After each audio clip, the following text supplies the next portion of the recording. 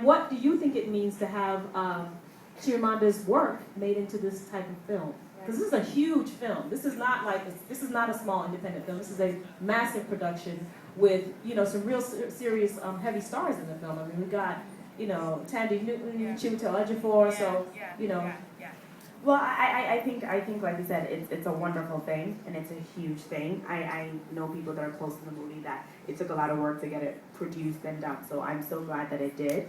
And again, I think it kind of reinforces what I said earlier about bringing Chimamanda and her work and African literature and our swag to the mainstream.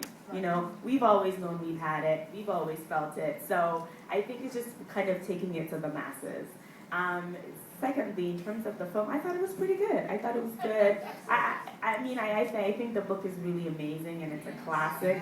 It's a modern day classic, and so you miss some of the nuances, but I think that B. Bandele did a great job. I agree. I wish though I could have heard more from Ubu, because I thought his voice was so important in the book, and just his perspective I thought was really, really strong. And also, Anika Noni Rose, I was just like, God. She was Kainene, like she got the accent, because there's times, and I'm discriminating, I'm sorry, but I was like, Tandy, just give me a little bit more Nigerian, please. Sometimes you do an African accent, it's like just kind of this global, this African, but it's like, there's so many little parts. I just felt like Anika really got it, and I believed her very much. And I don't know if you guys remember, there was a petition to not have Tandy play. That was very controversial. I don't know where it went, but I don't think it got a lot of steam. I mean, of course it didn't, I'm sorry. But it was, I think though, she did, for the task that she was given, she did a good job. Yeah. Any comments from the... Thank you. Comments from the audience? Nzinga? Yes, there. I had a question about whether you felt that the movie... Sorry. Can we get her a mic? Oh, are we supposed to be running mics? Can we get her a mic? Oh. Okay.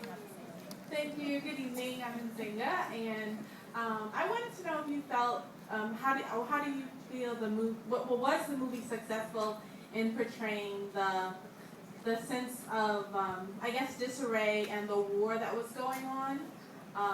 Because I feel like in the book you could really, it was just very emotional, very triggering, and I was just curious if you felt that the movie did a decent job of portraying the war.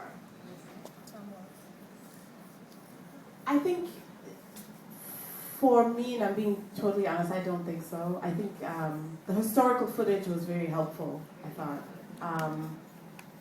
But I from some of the acting, I wanted more. It just left me. Then again, I don't know, like I said, I don't know the Biafra War. I do know the book, and you're right, it did a decent job, but I can leave it at just decent.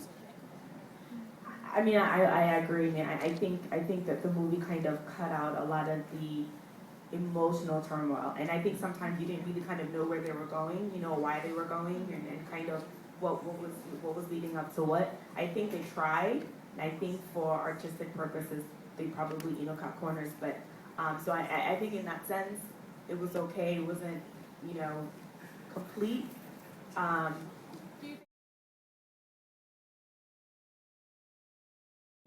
there is, this is a conversation right now about literature, but don't forget, Real Sisters is produced by African Voices magazine, a literary magazine. We want to just keep it all tied in together. So, Yolanda. African swag. I think it's great for us to be celebrating sort of these new voices, right, in this celebration of our swag. But I also want us to take a moment to recognize that we've always had it, and we've always, when I look at, my parents' generation, Drum Magazine and all those exhibitions of African swag, Malik Sidibé, all of the photographers in Mali, and just, it's always been there.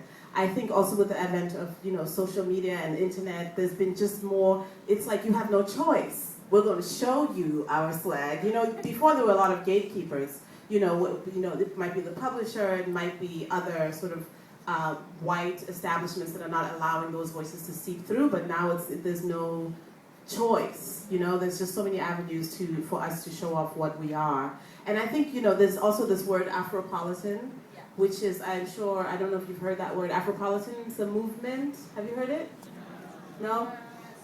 Yes. Okay. So Afropolitan is sort of this idea that there is a new generation of young Africans who take very much from our Africanness, that is our root, but also we take in the influences of the outside. You know, Chimamanda is a great example, grew up in Nigeria, educated in America, travels back and forth, is a world citizen. So there's an African perspective of being a global African, not just a Nigerian African or South African African. But also, you know, we call that a new idea, but sometimes I like to call myself lately a reformed Afropolitan, because when I think about the Pan-African movement, that's what it was. So it's nice for us to have phrases to describe our situation, but in the truth is we've been doing these things over every generation. We do it over and over again. I think, yeah,